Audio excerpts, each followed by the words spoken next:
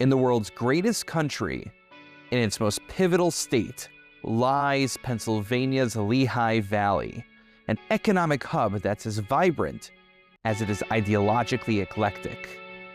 Its just over 700,000 residents will play a critical role in deciding the course of American leadership and thereby the world. Who are the thinkers, workers, and leaders that will decide our collective fate? Join me, Moshe Kurtz, as I walk through the valley and find out.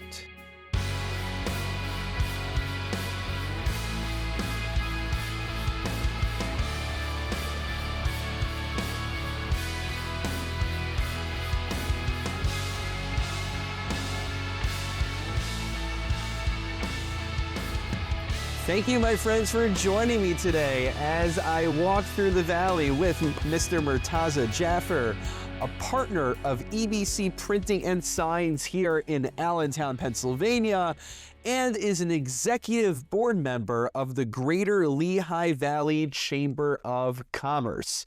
Now, Murtaza, we've gotten to know each other over the past several months. Yes. You've been a great friend to me, a great colleague, and we've had our adventures across the Lehigh Valley.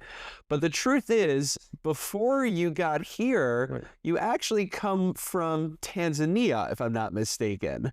So what I would love to understand, I'm sure our listeners are already interested to hear, how did you, and also I believe your brother as well, Mustafa? Correct. So how did you both come from Tanzania to leading what I think we would consider to be the premier printing business that services the entire Lehigh Valley area?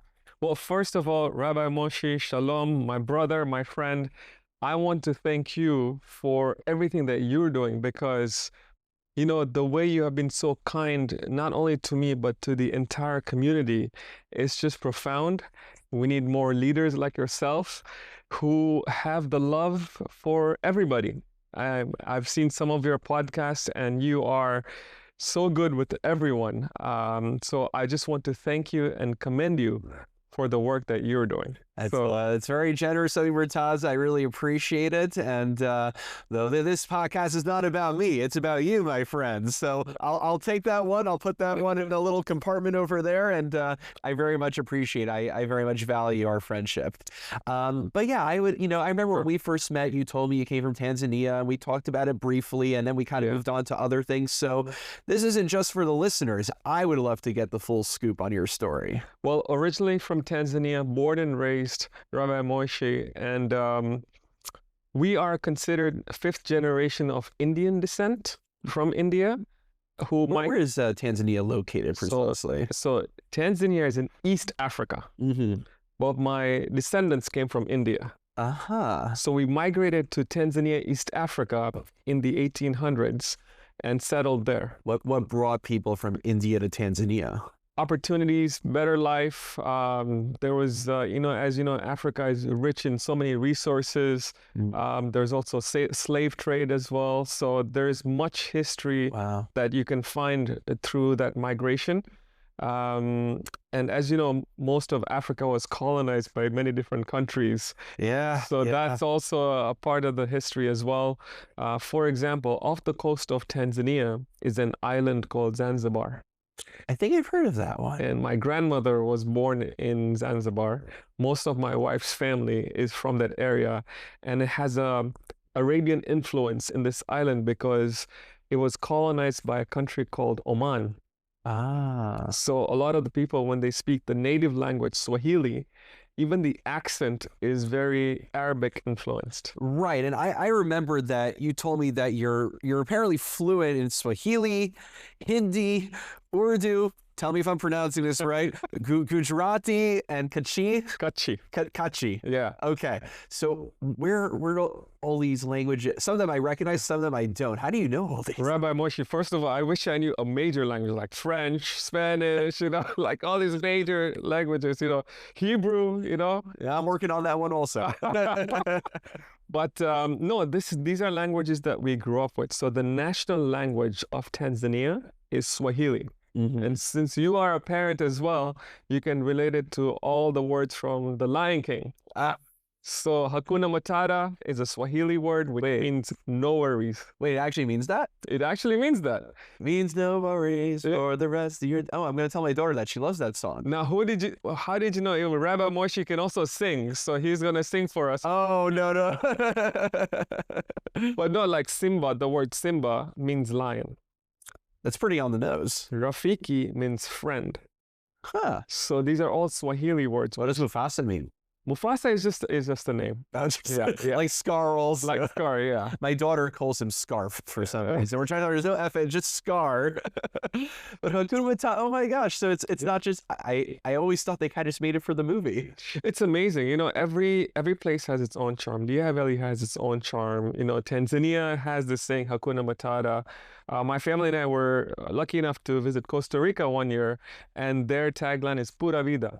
Or a vida? Pura vida means, you know, everything you say is pura vida, no worries, or, you know, full of life, you know, everything for life. So it's nice that even Tanzania has a tagline, which is Hakuna Matata. I love that. Wow, I'm never going to watch Liking the Same Way again. And then the other languages are languages that have derived from us migrating from India. So there are languages spoken in India. For example, Kutchi is a dialect that we speak at home, and it's from the state of Gujarat in India. So for all these generations, we have kept up in speaking these languages. Wow. And you recently went back to India on a trip, right? It's my first time going to India. Oh, for the first time. I didn't realize. First time. It was such a dream, Rabbi Moshe, because we did the Triangle Tour and we got to see the Taj Mahal and learn the history behind the Taj Mahal. It's considered, is that one of the 7 wonders of the world? Correct. I played the board game, so I know that. Very good. Very good.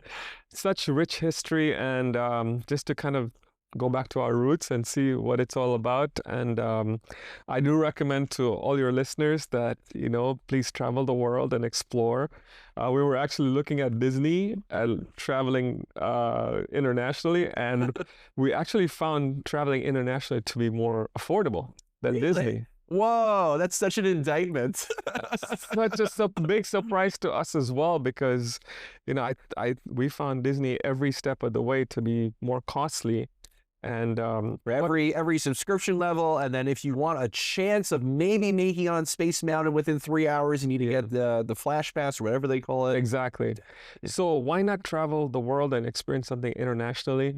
So I've made it a point that, you know, especially with I have a daughter who's 12 years old, and I want her to learn about different cultures, different religions, and seeing the beauty within what the world has to offer. Well, you do a great job at that, and we're gonna get back to the religions and culture, God willing, in a future question in this discussion.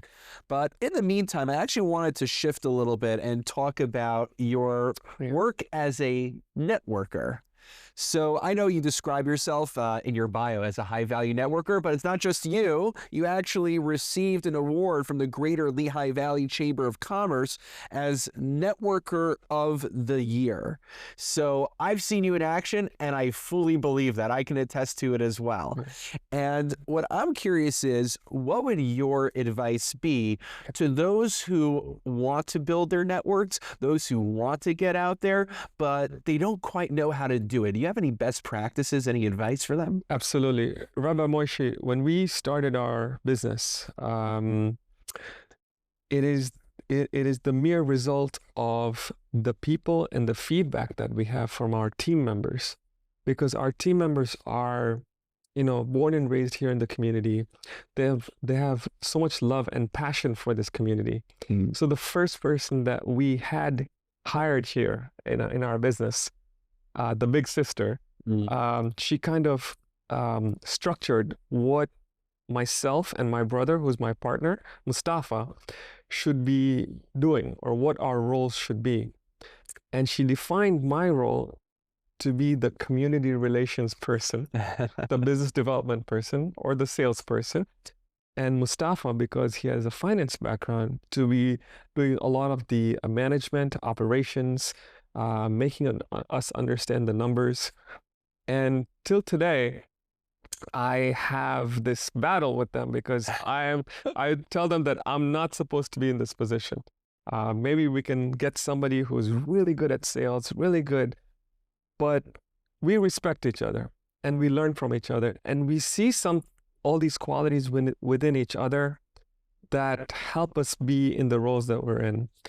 One of the reasons why I am in this role is the belief that when Andrea saw that, in the Lehigh Valley, we're like a small community. We're one small family right here, and everybody kind of knows each other and develops trust within each other, and they want to work with each other who they trust.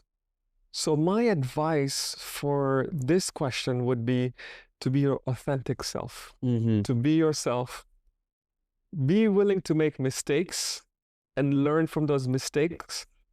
But the authenticity part is the main thing. And that comes through. I know I feel that when you're going around and you're not pretending to be someone you're not, you just present yourself as Murtaza. And I think that's why people love it. Right. So that's great advice. And I know also that you work with Penn State Lehigh Valley's business program as a mentor for up-and-coming, young, prospective entrepreneurs. So I'm curious, from what you've seen, what are the challenges that are facing young, up-and-coming entrepreneurs, those who want to start a business, those who want to really get out there? What are the biggest obstacles, and what is your advice to them on how to approach it? Rabbi Moshe, Penn State Lehigh Valley is near and dear to my heart because I went to school there. I did 2 years at Lehigh Carbon Community College and then 2 years at Penn State Lehigh Valley Berks. And that stepping stone was such an integral part in my life. And I attest that that the ability to go over that period of time dedicated to my professors there. I have professors there who I'm still in touch with till today. Professors like Dr. Ogden, Dr. Nicola Gutgold, Dr. Ogden's husband, Dr. James Ogden. These are all people, leaders and mentors who have made an impact in my life.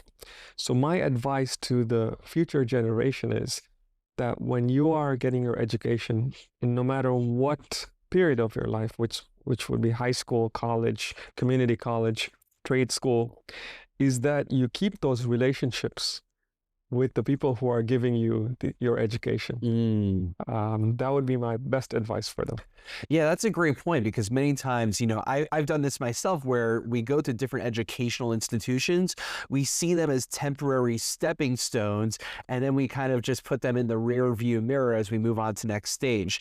But this definitely, I totally relate to this as well. I know this is about you, not about me, but I had that experience recently that I went back to my community high school, right, and I reconnected with the faculty there, and it was such a special experience. And I know from a professional standpoint, even, that was helpful for me in my career, not forgetting where I came from. So that resonates with me. Beautiful, Murtaza. beautifully said.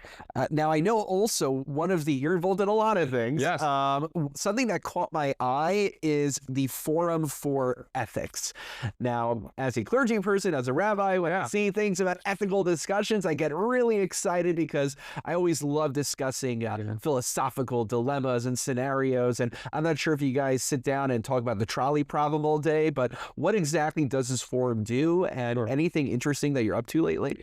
Absolutely. So the Forum for Ethics is a group of amazing leaders, and it's an organization built with the Sales University. That's our friend Father Greenfield. Exactly. Father Greenfield is amazing, and Christian-based, but everybody's welcome. And what better than to talk about ethics in the workplace, especially during this troubled times, So we troubled times. What's going on? Well, right now with everything that's going on in the world, we can talk about good things related to ethics. And that I don't hear that topic often in the world is what I'm trying to say. Yeah. And here is a platform where you talk about what is the right thing to do in different scenarios. So we have had so many different topics and themes with the Forum for Ethics. We have a board that organizes 3 or 4 breakfasts per year. And I would love to have you as my guest. Oh, I appreciate that. At the next Forum for Ethics breakfast, because The next topic at the breakfast is beyond the bottom line, corporate social responsibility as an ethical leadership. Wow. And we have such a nice format, Rabbi Moshe, is where we're inviting leaders in the community to talk about this topic. But then we also get time at our tables for table talk. That's fun. And then the table actually gets to, if we have an amazing idea or a solution, we get to share that idea with the whole group. I love that. So I really find it humbling that we talk about ethics. But here's the question I have. You know, once we come up with some good guidelines for ethical stances, how do we get that into the corporate boardrooms and to the CEOs and to the people who are actually the decision makers? Is there some way to get these conversations to those tables? Because many times corporations, as a matter of law, many of them, they have fiduciary responsibilities to shareholders. Their job basically is to increase the bottom line and to increase the shareholders' incomes. So how do we get these important ethical discussions to the ears of those who are actually making those decisions? Exactly. And I feel like this is a great start where we invite those CEOs, those C-suite people. Oh, so they actually join in on those conversations. We invite, and that's why I'm inviting you. One of the leaders in our community to join us and to learn and to spread the good work that comes out of these forums and share that with our community, because it does benefit our community. And what I love about it is that, you know, DeSales is it's a Christian university. You come from the Muslim tradition. I come from the Jewish tradition, and these are faith-based discussions rooted in these long-time traditional religions, which have a lot of people who were standing on their shoulders who thought about these issues. So, you know, something I've really appreciated, Murtaza, about your activity in the Valley is that in addition to representing the best of the business community, you've also been a really great liaison, I believe, for the Muslim community here in the Valley. Just recently, I give you credit for making this all happen. We were both at the Allentown State of the City event, in which Mayor Turk, he celebrated his new term, talked about what's cooking in the city of Allentown, and you opened up with a very beautiful prayer. I didn't realize that you were a singer on top of your many other talents that you have. I played it at home afterwards. And I kept playing. I was like, oh, this sounds so nice. You know, it's had a very calming and soothing effect. And then I gave an invocation from the Jewish tradition. So I'll ask you to reflect, and you can go kind of where you're comfortable in terms of this, which is, it's known that the Muslim community has had challenges here in the United States of America. And I'm curious, just what are the challenges, and also not just the challenges, but the opportunities that you have experienced on a personal level, on a communal level, and on a national level? What's the current state of affairs, and where do you hope things will be going? I'll be honest with you, Rabbi Moshe, I've had zero challenges being a citizen of the Lehigh Valley. On the contrary, I've just received support from this community. Wow. And it's been such a positive experience. I'll just give you an example of our congregation, the Al-Ahad Islamic Center. Right now we're going through construction. Yes, I pass by there all the time. It looks like it's going to be a remarkable edifice when it's done. Yes. And while this construction is going on, our congregation got invited to congregate at the Asbury United Methodist Church. Now, even in my home country, I have not seen Muslim prayers happening inside a church. And I think this is why the Lehigh Valley is completely unique, completely special in its own way, that they are so accepting of different cultures, different faiths, ways that where we can collaborate together. I find that there's so much beauty in that. You know, during Ramadan, the JC coming right up, right? Coming right up.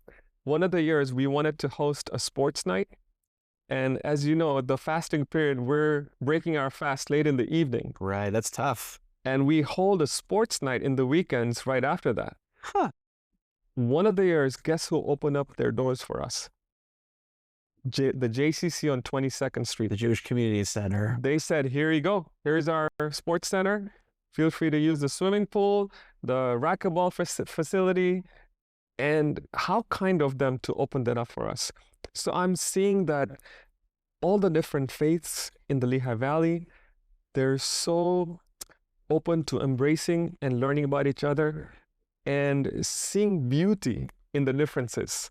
Whereas the world might be dividing it, we are seeing beauty in the differences. I love it. And this is important because you look at the media, and not that there isn't, you know, that ugliness that's out there in society that needs to be addressed. But we do also need to talk more about these kind of instances of unity that you don't really hear about in the media, because that unfortunately doesn't get as many clicks as we would like. But this is the kind of stuff I love to highlight. As we're kind of wrapping up and coming into our final round of questions, sometimes I like to ask people this question. So I call it the Lehigh love and the Valley vexation, because, you know, who doesn't like a good alliteration? Or maybe that's just me. So something that you really love about the Lehigh Valley area, and then something other than the traffic on Route 22 that vexes you a little bit, but maybe something that also could be addressed and could be improved upon. You know, every community, every place in the world, if you look at, there's always good and bad apples everywhere. But I promise you, Rabbi Moshe, I haven't found one kind of negative thing in the Lehigh Valley. And that's why I love it so much. My extracurricular activities are very simple. Where I live in the west end of Allentown, we have a beautiful park called Trexler Park. Oh, yeah. And I just love going for walks there. Maybe going for a jog if I'm up to it.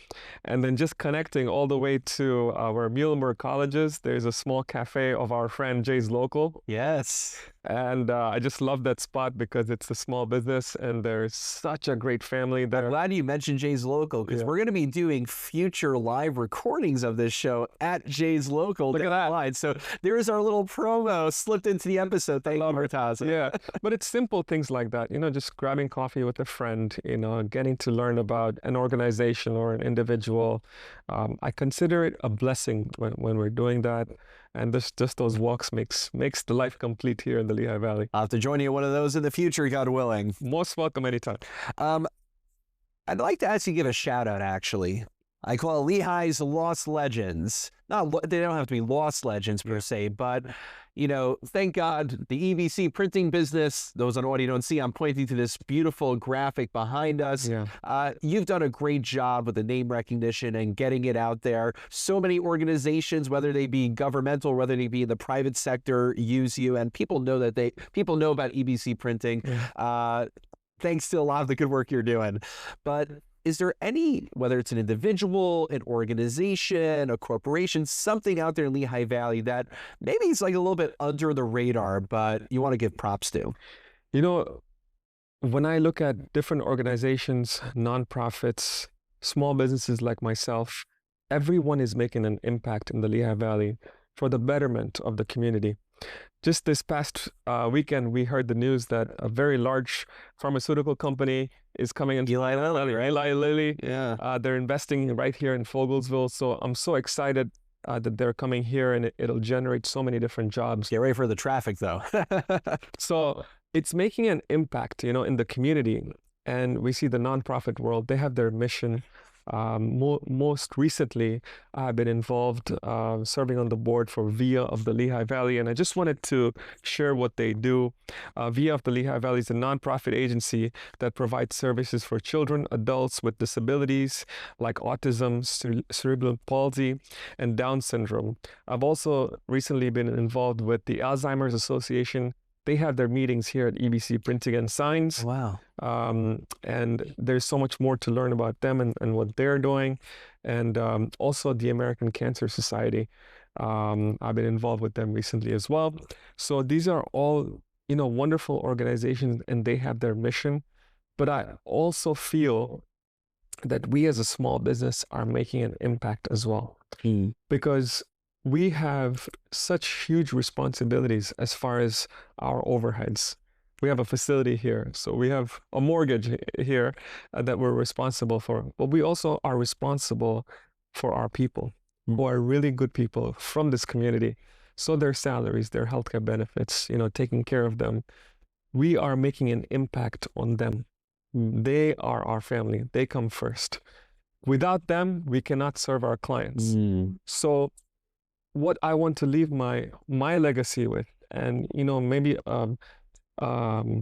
just an advice for my children, is that we do the right thing, we do good work, and that we support these people as they serve our community. And that's what I would like to leave my legacy with. I love it. Thank you so much, Mr. Murtaza Jaffer. Thank you for your time, and I appreciate you joining me as I walk through the valley. Thank you so much. L'chaim.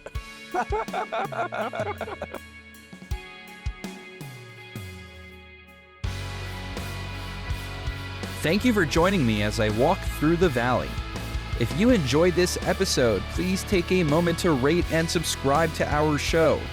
If you have questions or would like to book a live recording or have a speaking request, please email rabbi@sonsofisrael.net. This is Moshe Kurtz. I look forward to having you join me next time as I walk through the valley.